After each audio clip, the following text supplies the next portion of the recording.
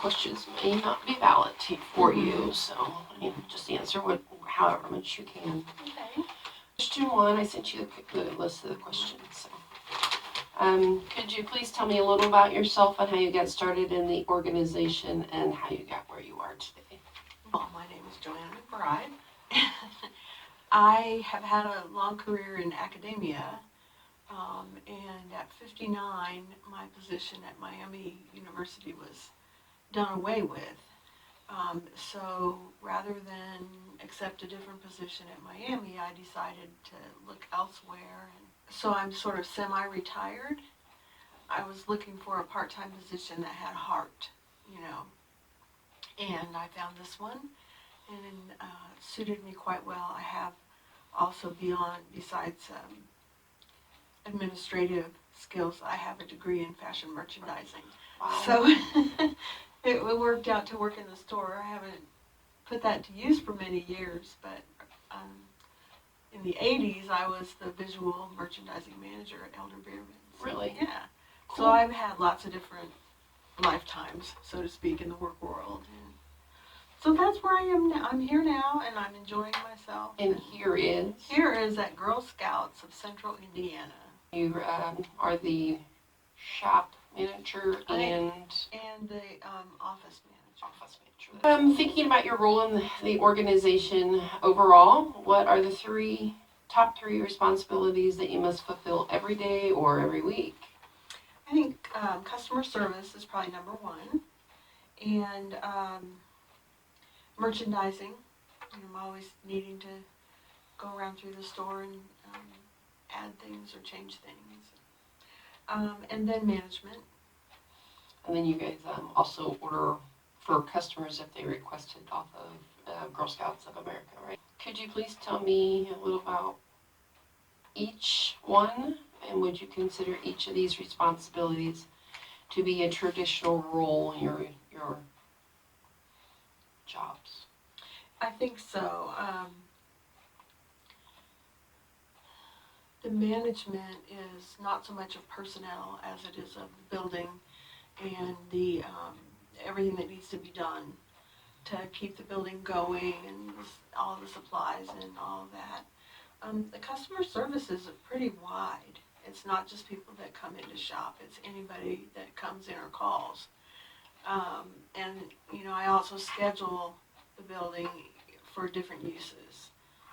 So I get quite a few phone calls, and for part of the year, I am one of the people that backs up the help line for the whole Girl Scouts of Central Indiana. So there was a lot of calls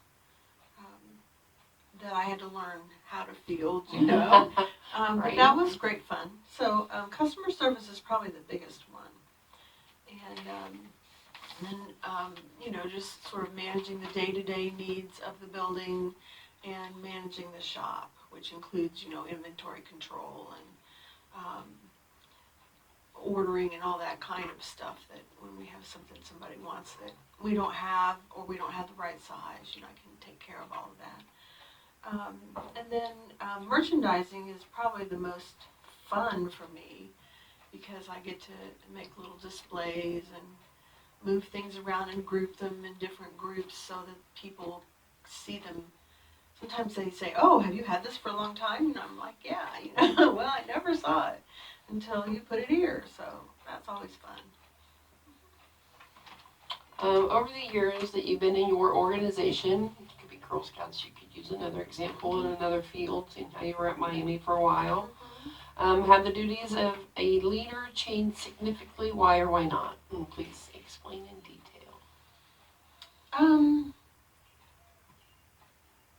If I look over time since I started my career, the rise of email and online portals in order for people to serve themselves has been a big change.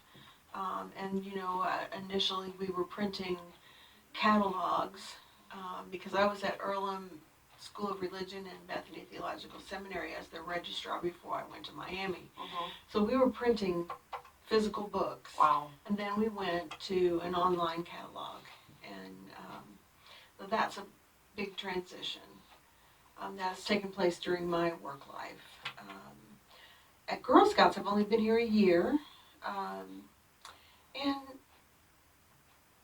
I You don't guys are think. kind of going that way too, though, Yeah, right? the Girl Scouts is providing more and more information and resources online for the volunteers to use as they're leading the troops.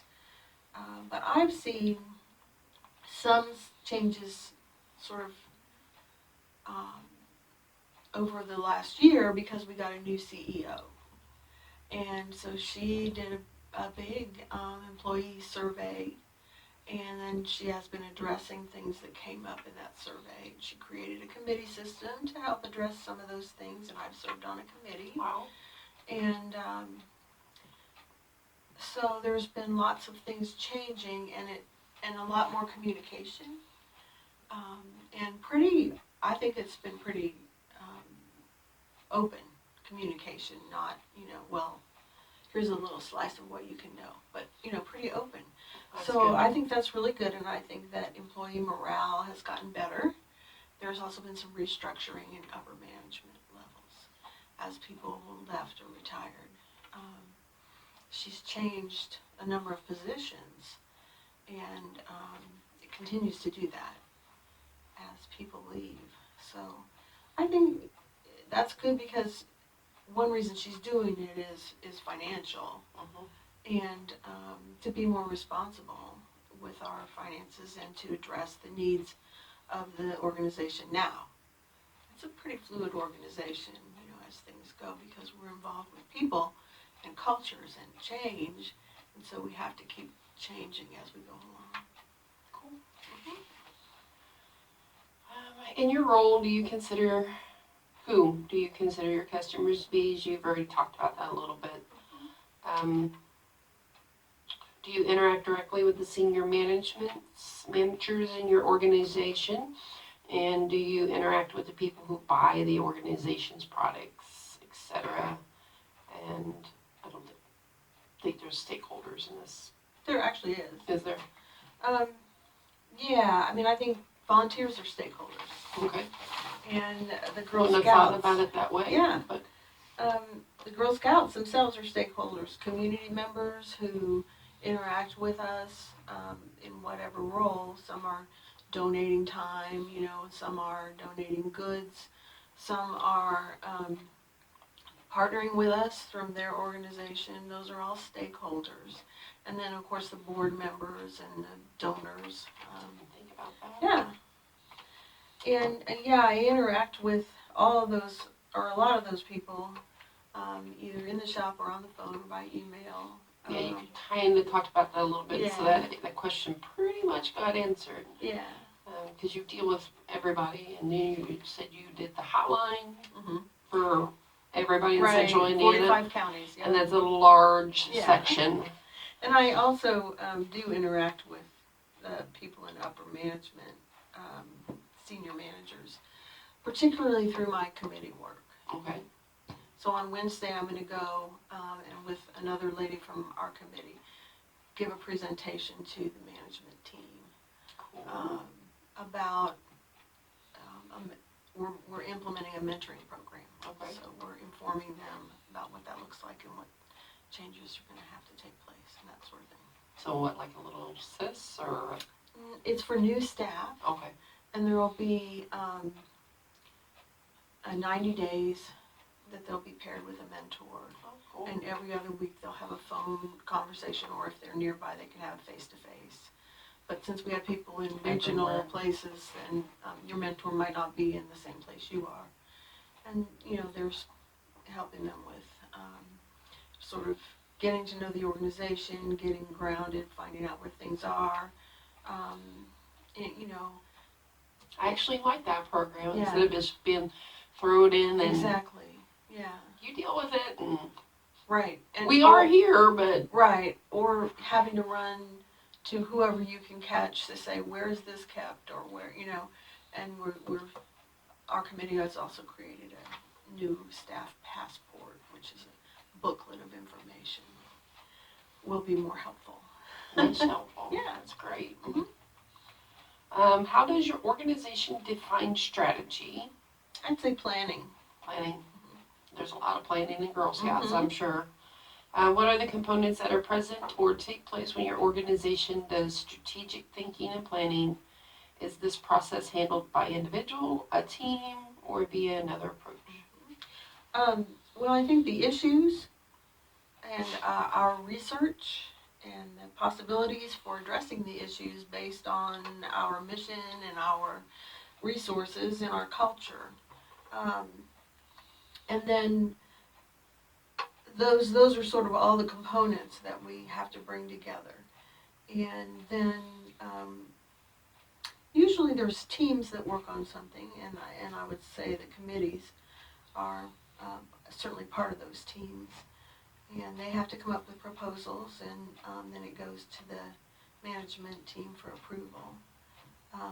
Or the CEO, she can approve without the rest of the management team. And yeah, so we have to come up with good proposals and based on solid research and data, and then present it and see where it goes. Would you please describe your organization's processes for communicating new strategies, and does it offer internal, external communications? How so? And are you satisfied with the processes used? Usually that kind of communication takes place in an all-employee meeting, which we have every other month.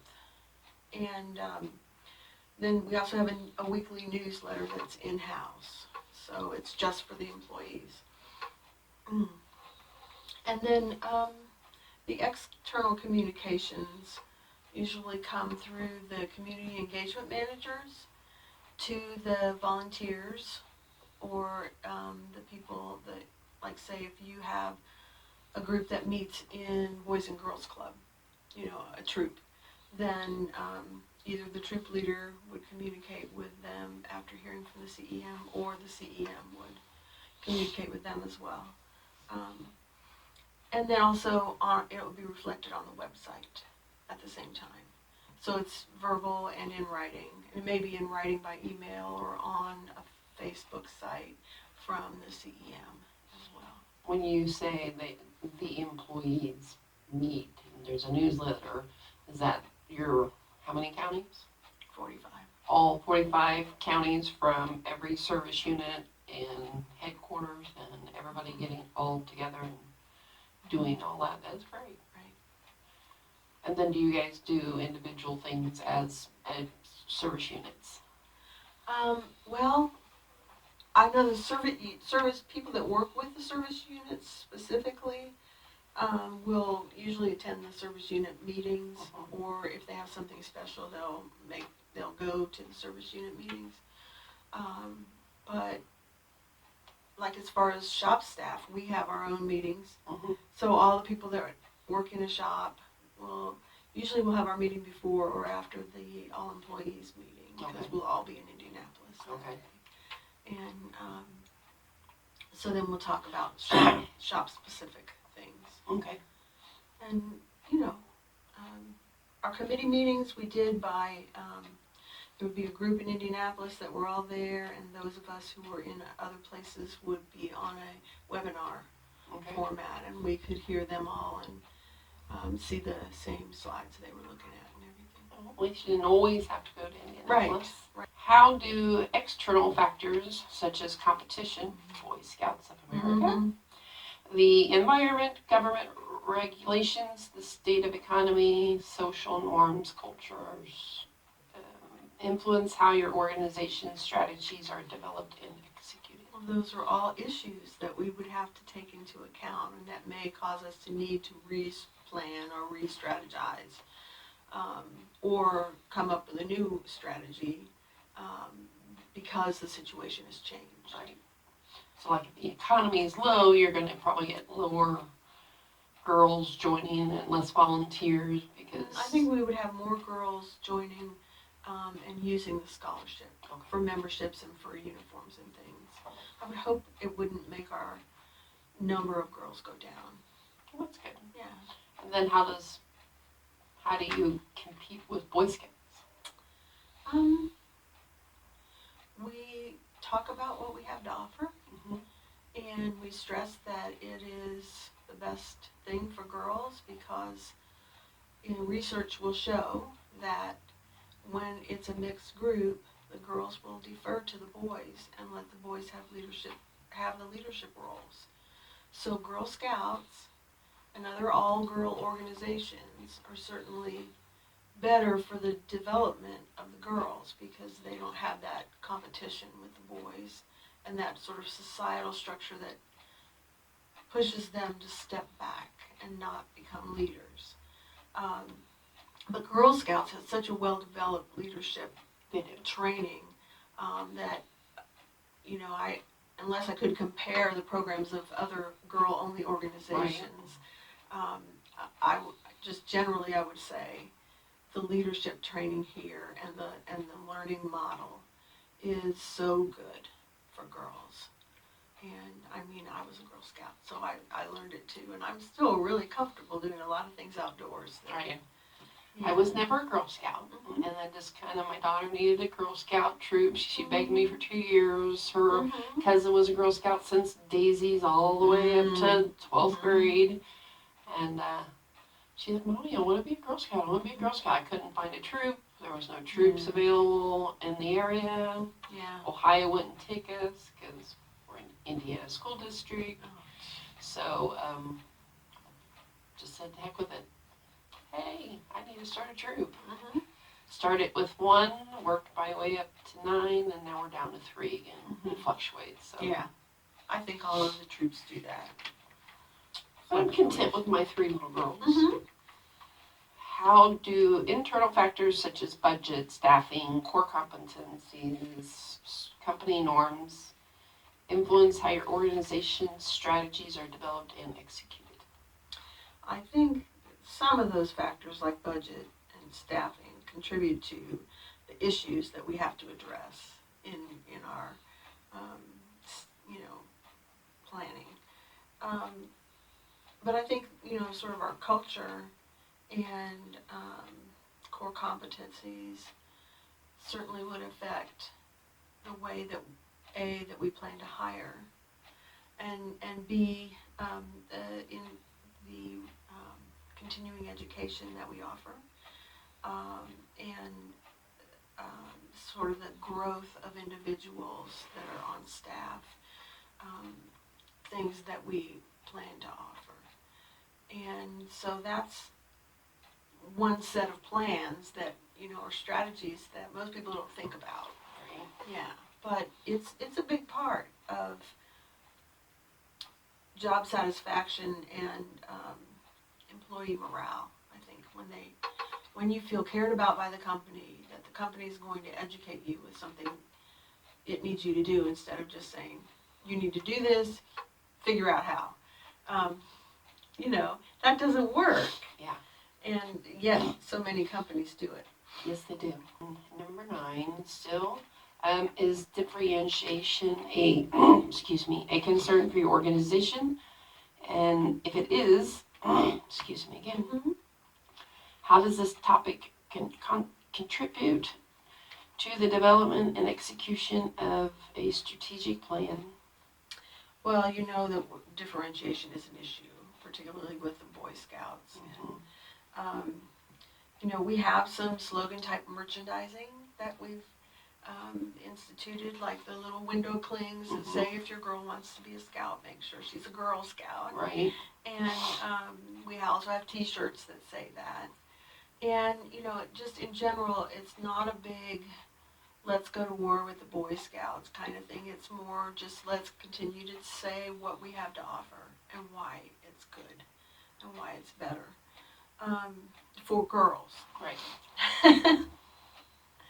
So differentiation is important, and Girl Scouts of the United States of America, the overarching organization, is engaged in a lawsuit with Boy Scouts because they have used like the trefoil, and they've said things like courage, character, and my brain went blank. What's the third C? Confidence. Yeah. So they're taking things that are sort of trademark ours. And so there's a lawsuit about that, but the individual councils are aware of this, but we don't have to do anything to address it. So to just continue to educate people about who we are and what we do and why we do it, and do some merchandising and things like that to help get our different things out, I think is important. So that's what we do. Number 10, does your organization use any type of formal or informal cost-benefit analysis to evaluate new strategies before they are implemented? If so, can you describe the process? Yeah, I'm not as familiar with this part of how things go. I can speak, I know that Girl Scouts USA does this kind of thing, Right. particularly when they're making decisions that are going to be, nationwide. And so I think that we are affected. I mean, we're affected, but we aren't participating. As a committee, when we created our proposal, we had to support it with data. It wasn't, in some of the research we did, there was cost data because part of what we're addressing is the turnover of employees.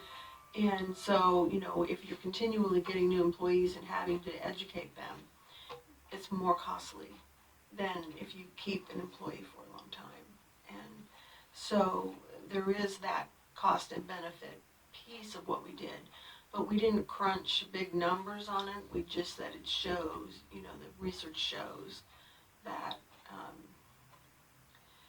it's kind of common sense that you wouldn't want to keep retraining someone for the same, or different people over and over. Right. For the same positions. So that's what we were addressing, and we had to support it with data. And I think we would have been asked for more if our data didn't satisfy them or wasn't convincing. It wasn't we didn't hire an outward company or anything to crunch numbers for us. So no outsourcing. Does your organization have any partnerships with other organizations, either of them the same general type or possibly complementary in nature? An example might be something like a car dealership has a partnership with a business that sells auto insurance. Right.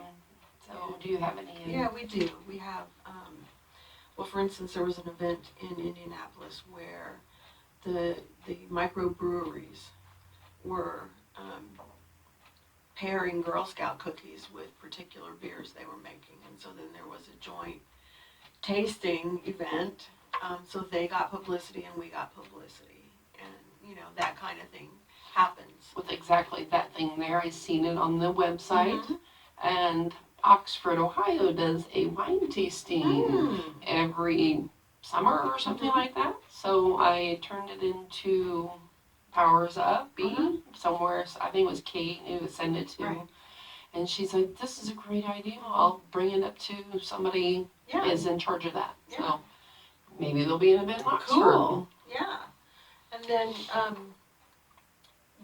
where they had the s'mores at the holiday light thing, that was another, thing where we could talk about what we do, and we had the girls actually there helping people make s'mores. So we made some money on the s'mores, but what we made were a lot of friends, Right. and got a lot of word out about Girl Scouts and what we do, and how those particular girls have been affected by it. So partnering with that lights thing was good for them because it draws people there. If there's more than just lights, they'll want to walk through and talk to people instead of just driving by, And so that kind of stuff is going on a lot.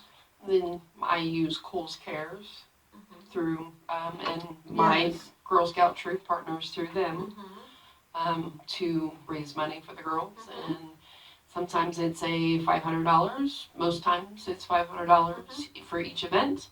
And then sometimes it can get up to $1,000 or Wow. $1,500 depending on the month. Yeah. So that's yet another partnership. I Yeah. know I talked to you about that Yeah. before. And All you need is 5 employees, and you Mhm. set up an account with somebody in Indianapolis. I can give you Okay. the information on it. Okay. That way they can come in and do inventory Right. for you for 3 Oh. hours. Serious. Yeah. They can come in and do stuff, clean things, sort, whatever your little storage room Right. that's probably usually a mess all the time. Actually, we clean it in July.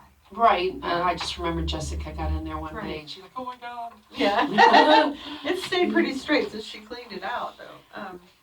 So yeah, and there's organizations like Caterpillar comes and their employees volunteer and do things at our camps, Mhm. you know, and create things that we couldn't do as a gift, you know, as a volunteer thing, and that's great. There's lots of things like that that go on. I've also tried to get Miami University involved. So I've sent that to Powers of Mhm. that I have sororities willing to help these girls because most of them were Girl Scouts. Right. So like Kappa Delta. Yeah. And then there's other departments within the university Mhm. that will be more than glad to help out. Mhm. Somebody's got to reach out. Right. Because Western Ohio's not doing anything about it. Mhm. It's a great resource right Mhm. there. Yeah. That's great. And it's not that far from No. anybody else as far as people travel anyway. Right. We're so Well, rural. and then Carla Montgomery, Mhm.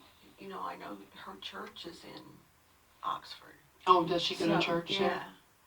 So, I mean, there's a lot of back and forth with Oxford and people that are in this organization. Last question. Mhm. Have you made any fundamental changes to your organization's structure, culture, operating principles, or other basic attributes in order to successfully implement a new strategy? And if so, please describe. You know, I mean, I've done my committee work, which I've already described, but Right. I've also watched our new CEO and, you know, to see what she's done. She's been more open. She's had lots more communication than the past CEO. She's had increased responsibility for employees on addressing the issues that they have raised by creating this committee system. So it empowers us to feel like we're doing something, and we are, because, you know, now we're going to implement the mentor system and the new employee passport booklet, and that's just one committee's work. So there's a lot going on. She's also restructuring, which I mentioned earlier, upper management and changing jobs around when people leave or when they retire, which is also leaving. But Right. And, you know, she also reviewed all of the existing contracts. Really? Yes. And so where there were duplicate contracts for, you know, different parts of the organization, she's combined them. And she's gotten rid of some and, you know, looked for a better contract when those contracts were done. Mm-hmm. You know, she got rid of the contract, for an example, of the company that came in and took care of all the plants in the building in Indianapolis. And so they are now taking care of their own plants. Wow. Which, I mean, they're in there decorative. It's not somebody's personal plants. Right. So, you know, that was a commitment. But it also is, you know, she's implementing ways to save money that doesn't include getting rid of employees or lowering the amount of services we offer, that kind of thing. So not trying to take away from the employee or the girls or the leaders. Right. And so I think that's all built some morale. You know, at our every other month meetings, we generally have a little getting to know you kind of thing, or like at the Christmas one, we had a chili contest and a cookie or a dessert contest. And, yeah, it was really fun. You know, yeah. So we always do something like that, and I enjoy that. And that's another committee that's in charge of that sort of group building stuff. Exercise, confidence, team building, all that kind of Right, stuff. and just fun, just having fun together. I see a lot of pictures of like painting parties, Mhm. and there's been other few things. Okay, that's the end of my questions. Is there anything else that you would like to talk about or add to, or? I don't think so. I